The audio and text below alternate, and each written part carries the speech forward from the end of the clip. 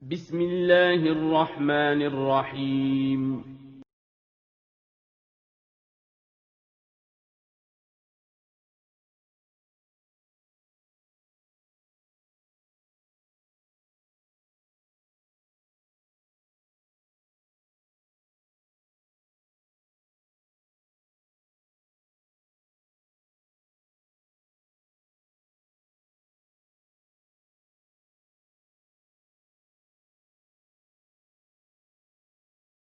Bismillahirrahmanirrahim. Assalamualaikum warahmatullahi wabarakatuh. Alhamdulillah wassalatu wassalamu ala rasulillah wa la hawla wa la quwata illa billah. Amma ba'du. Kaifa halukum? Bagaimana kabar kalian semua? Semoga kalian semua di hari yang berbahagia ini senantiasa dalam lindungan dan rahmat Allah Subhanahu wa taala. Sehingga kalian dalam keadaan sehat dan tetap semangat dalam mempelajari ilmu yang bermanfaat di dunia dan di akhirat kelak. Sebelum kita belajar, mari kita berdoa agar Allah memberikan kepada kita semua ilmu yang bermanfaat. A'udzu billahi minasyaitonir rajim. Bismillahirrahmanirrahim. Allahumma ighfir li dhunubi wa liwalidayya wa lil mu'minin. Allahumma inni as'aluka ilman nafi'a wa rizqan thayyiba wa amalan mutaqabbala. Siswa-siswi SD Islam Imam Syafi'i Sangatta, hafizakumullah. Hari ini kita akan belajar pelajaran sejarah Islam dan kita akan melanjutkan pelajaran kita dari bab 6, yaitu tentang tahun kesedihan. Ya, tahun kesedihan. Adapun kompetensi dasar yang harus kalian kuasai di pelajaran hari ini, yaitu bagaimana setelah belajar kalian bisa menyebutkan waktu kematian Abu Thalib dan Khadijah radhiyallahu ta'ala anha. Yang kedua, kalian bisa menerangkan sebab penamaan tahun tersebut dengan tahun kesedihan. Jadi kenapa tahun tersebut disebut dengan Amul Huzni, yaitu tahun kesedihan. Tayyib, kita masuk ke pelajaran, ya. Tahun kesedihan. Setelah berakhirnya pemboikotan, jadi pemboikotan yang sudah Ustaz sampaikan pada materi pelajaran kemarin, ya, silakan dimurojaah kembali dengan melihat videonya, dicari saja di YouTube. Insya Allah ada, ya. Jadi setelah berakhirnya pemboikotan, Rasulullah SAW melakukan kegiatan seperti biasa, yaitu berdakwah, mengajak manusia agar masuk memeluk agama Islam dan beribadah hanya kepada Allah Subhanahu wa taala semata, menjauhi ibadah-ibadah atau tuhan-tuhan yang disembah oleh manusia selain Allah, baik itu patung-patung, bebatuan, pepohonan, malaikat, jin, dan lain sebagainya. Jadi Rasulullah SAW mulai berdakwah seperti biasa, mengajak manusia dari menyembah berhala kepada menyembah Allah Subhanahu wa taala semata. Dan Allah satu-satunya sesembahan yang berhak untuk disembah dan diibadahi. Adapun selain Allah itu adalah sesembahan yang batil, yang tidak berhak mendapatkan ibadah dari kita. Jadi Nabi seperti biasa berdakwah. Dan orang-orang kafir Quraisy pun juga masih seperti biasanya, yaitu melakukan ancaman-ancaman terhadap kaum muslimin. Mereka menghalangi manusia dari jalan Allah. Jadi mereka berusaha bagaimana manusia ini jauh dari agama Allah, tidak masuk Islam. Itu usaha yang dilakukan oleh orang-orang kafir Quraisy.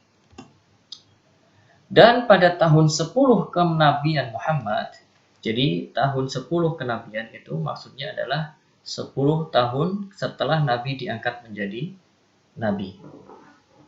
Ya. Beberapa bulan setelah pemboikotan, Abu Thalib jatuh sakit. Abu Thalib ini adalah paman Nabi yang senantiasa melindungi dan membela Nabi SAW. Ya. Beliau jatuh sakit.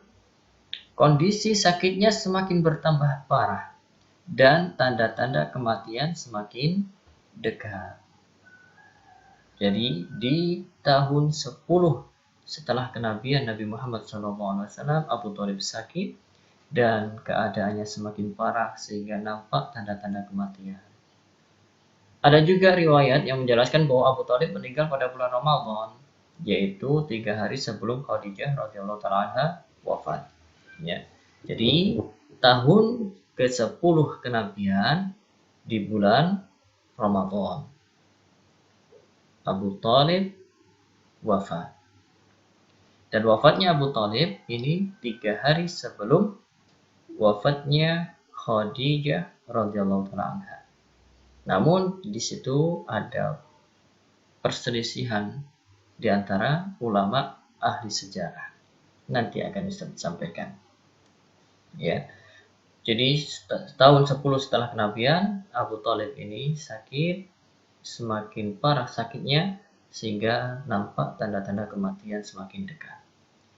Dalam sebuah hadis sahih dijelaskan, Abu Thalib meninggal dalam keadaan kafir. Jadi belum masuk Islam. Meskipun selama hidupnya Abu Thalib ini senantiasa melindungi dan membela Nabi Muhammad SAW. Imam Bukhari dan Imam Muslim rahimahumullah meriwayatkan dari Ibnu Musayyib radhiyallahu ta'ala anhu bahwa Rasulullah SAW masuk ke Abu Thalib saat ia sedang sakaratul maut. Jadi ketika Abu Thalib itu sakaratul maut, Rasulullah SAW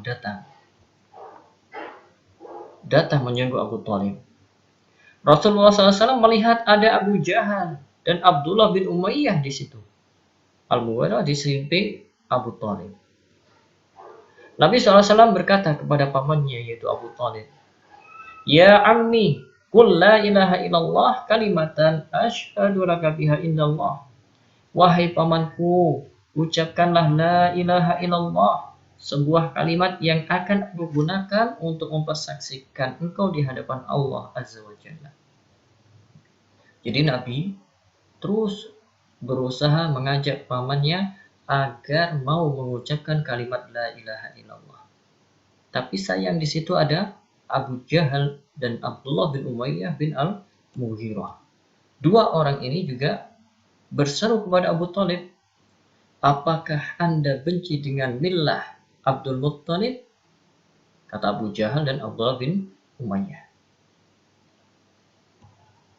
Dalam kondisi kritis itu, Rasulullah SAW tetap terus mengatakan hal demikian kepada Abu Thalib. Dan begitu pula dengan kedua tokoh kafir Quraisy ini.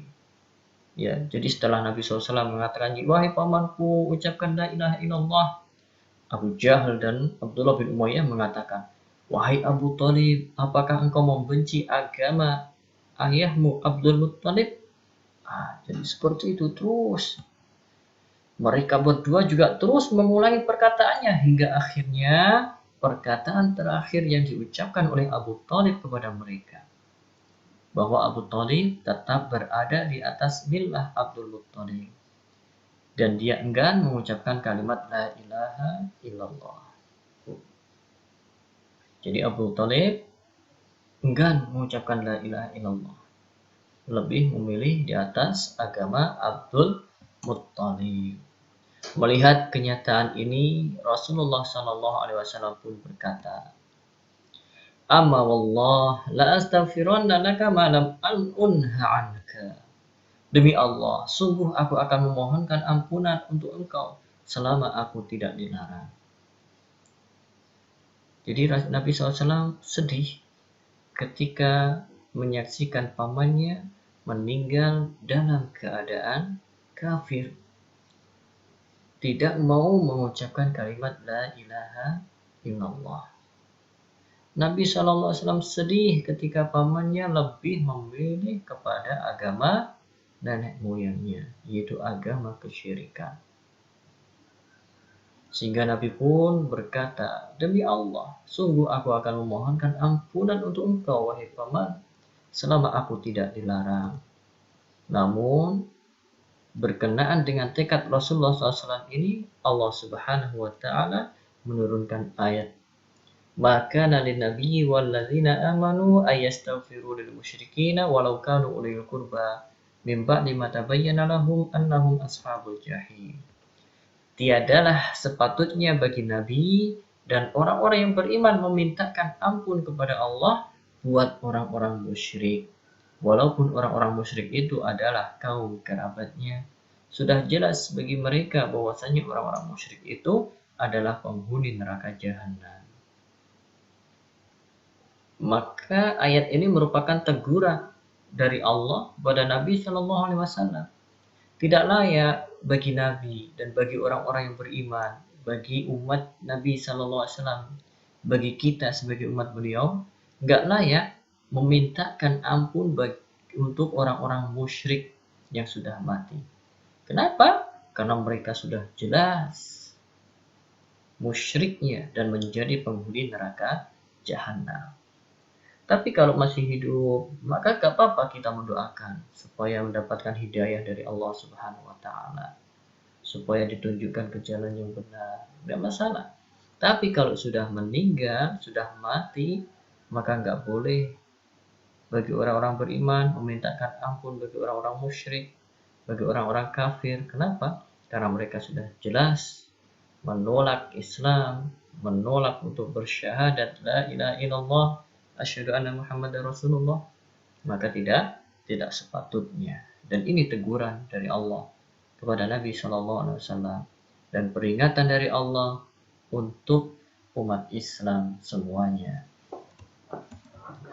Dan juga firman Allah Azza wa Jalla, innaka la tahdi man ahbabta walakin Allah yahdi man yasha wa huwa a'lamu bil muhtadin. Sesungguhnya kamu tidak akan dapat memberi petunjuk kepada orang yang kamu kasihi, tetapi Allah memberi petunjuk kepada orang yang dikehendakinya. Dan Allah lebih mengetahui orang-orang yang mau menerima petunjuk. Jadi petunjuk itu adalah milik Allah. Ya. Petunjuk adalah milik Allah. Dan hati kita ada di genggaman Allah. Maka dari itu kita memperbanyak doa agar Allah meneguhkan hati kita di atas agamanya. Mati di atas kalimat la ilaha illallah, sehingga bisa selamat dari kekekalan di dalam neraka. Demikianlah kesudahan akhir kehidupan Abu Thalib. Dia meninggal dalam keadaan kafir. Adapun riwayat-riwayat yang menceritakan bahwa ia mengucapkan kalimat syahadat pada akhir hayatnya, maka riwayat-riwayat tersebut tidak ada yang sahih. Kalau tidak sahih, maka tidak bisa diterima. Ya, nggak bisa diterima. Jadi Abu Thalib meninggal tidak dalam keadaan Islam. Tentu dalam masalah ini terdapat banyak hikmah yang hanya diketahui oleh Allah Azza wa Jalla. Dan Allah Azza wa Jalla Maha Adil. Allah itu Maha Adil. Sedikit pun Dia tidak akan berbuat zalim kepada hamba-hambanya. Dan ini pasti hikmahnya sangat-sangat banyak. Dan Allah Subhanahu wa Ta'ala yang mengetahui hikmah tersebut. Dan sepeninggal Abu Thalib, maka kaum kafir Quraisy semakin leluasa mengejek dan menyakiti Rasulullah SAW. Kenapa? Karena tidak ada lagi yang mereka segani. Tidak ada lagi yang bisa menghalangi dari hal itu, sebagaimana yang sudah dilakukan oleh Abu Thalib. Kenapa? Karena Abu Thalib sudah meninggal. Adapun tentang wafatnya Khadijah radhiyallahu taala anha, terdapat beberapa riwayat yang berbeda. Ada yang mengatakan bahwasanya beliau, yaitu Khadijah radhiyallahu taala anha, wafat 2 bulan setelah Abu Thalib. Ada yang berpendapat 1 bulan 5 hari setelah wafatnya Abu Thalib. Ada juga yang berpendapat 3 hari setelah wafatnya Abu Thalib. Sedangkan yang masyhur, beliau radhiyallahu taala anha wafat pada bulan Ramadan. Ya, beliau wafat pada bulan Ramadan tahun ke-10 dari kenabian. Jadi pendapat yang masyhur bahwa Khadijah radhiyallahu taala anha itu wafat 3 hari setelah wafatnya Abu Thalib. Ya. Dan ini terjadi 3 tahun sebelum Nabi Muhammad SAW hijrah ke Madinah. Jadi penanggalan hijriah yang ada sekarang ini dimulai dari hijrahnya Nabi Shallallahu Alaihi Wasallam. Jadi, adapun sebelum hijrah, penanggalan yang digunakan adalah ketika dimulainya Nabi SAW diangkat menjadi Nabi. Jadi ada penanggalan yang dihitung dari dimulainya Nabi SAW menjadi Nabi, ada juga penanggalan yang dihitung dimulai dari hijrahnya Nabi ke Madinah. Jadi kejadian ini adalah sebelum hijrah, ya. Makanya penanggalan yang digunakan yaitu penanggalan kenabian, yaitu 10 tahun setelah kenabian Nabi Shallallahu Alaihi Wasallam. Kejadian ini terjadi. Berarti 3 tahun sebelum hijrah. Karena Nabi SAW hijrah ke Madinah itu pada tahun ke-13 kenabian Nabi SAW. Baru Allah memerintahkan kepada beliau untuk hijrah ke Madinah. Jarak antara wafatnya Abu Thalib dan Khadijah radhiyallahu ta'ala anha sangat pendek, yaitu kurang dari 1 tahun. Ini berarti Nabi SAW ditimpa musibah secara beruntun. Semasa hidupnya Khadijah binti Khuwailid radhiyallahu ta'ala anha sebagai istri beliau sallallahu alaihi wasallam, ia adalah orang yang pertama kali menyatakan keislamannya dan menjadi pendamping setelah setia beliau sallallahu alaihi wasallam. Dia, yaitu Khadijah radhiyallahu ta'ala anha, banyak membantu Rasulullah sallallahu alaihi wasallam dalam suka dan duka. Banyak riwayat yang menjelaskan keistimewaan dan kedudukan Khadijah radhiyallahu ta'ala anha di sisi Rasulullah sallallahu alaihi wasallam. Bahkan ada yang menyebutkan bahwasanya Khadijah adalah istri yang paling dicintai oleh Nabi sallallahu alaihi wasallam. Sedangkan Abu Thalib, ia selalu melindungi beliau sallallahu alaihi wasallam dengan segenap kemampuannya. Jadi 2 orang ini adalah 2 orang yang disayangi oleh Nabi sallallahu alaihi wasallam. Khadijah binti Khuwailid radhiyallahu ta'ala anha, beliau adalah istri yang senantiasa mendukung dan membantu Nabi sallallahu alaihi wasallam berdakwah. Terlebih di awal-awal Islam membutuhkan perjuangan yang sangat luar biasa. Adapun Abu Thalib ini juga selalu melindungi Nabi sallallahu alaihi wasallam dengan segenap kemampuan, harta, jiwa, raganya. Jadi jasanya besar pada Nabi sallallahu alaihi wasallam. Jadi Abu Thalib yang selalu membantu melindunginya meninggal dunia. Belum lama berselang istri beliau sallallahu alaihi wasallam tercinta yaitu Khadijah binti Khuwailid yang selalu menjadi penopang dakwah ini juga menyusulnya. Peristiwa ditinggalkannya orang-orang terdekat ini yang secara beruntun ini sangat membekas pada diri Nabi sallallahu alaihi wasallam, sehingga sebagian ahli sejarah menyebut tahun tersebut sebagai tahun kesedihan. Inilah sebab kenapa tahun tersebut disebut dengan Amul Huzni, tahun kesedihan, karena Nabi sallallahu alaihi wasallam ditinggal oleh orang-orang yang sangat beliau cintai dan berjasa besar kepada beliau. Namun penamaan ini tidak dipakai oleh sebagian ahli sejarah lainnya. Kenapa? Karena kesedihan yang dirasakan Nabi SAW bukan disebabkan ditinggal 2 orang yang sangat beliau SAW cintai, tapi karena beliau merasakan kaumnya semakin berani menolak dakwah. Mereka semakin gencar menghalangi dan berusaha mematikan dakwah yang hak ini, yaitu dakwah Islamiyah. Dan inilah sebab penamaan tahun kesedihan. Ini pelajaran kita hari ini. Adapun tugas untuk kalian, tulislah dengan singkat sebab penamaan tahun kesedihan. Jadi sebab dan kisah wafatnya Abu Thalib, kemudian wafatnya Khadijah binti Khuwailid, kemudian sebab kenapa tahun ini disebut dengan tahun kesedihan. Tulis kembali minimal 3 paragraf. Kalian tentu tahu ya apa itu paragraf. Semoga kalian hari ini mendapatkan ilmu yang bermanfaat, ilmu yang bisa mendatangkan amal soleh yang membantu kita mendekatkan diri kita kepada Allah Subhanahu wa ta'ala. Subhanakallahumma bihamdika asyhadu an la ilaha illa anta astaghfiruka wa atubu ilaik. Assalamualaikum warahmatullahi wabarakatuh.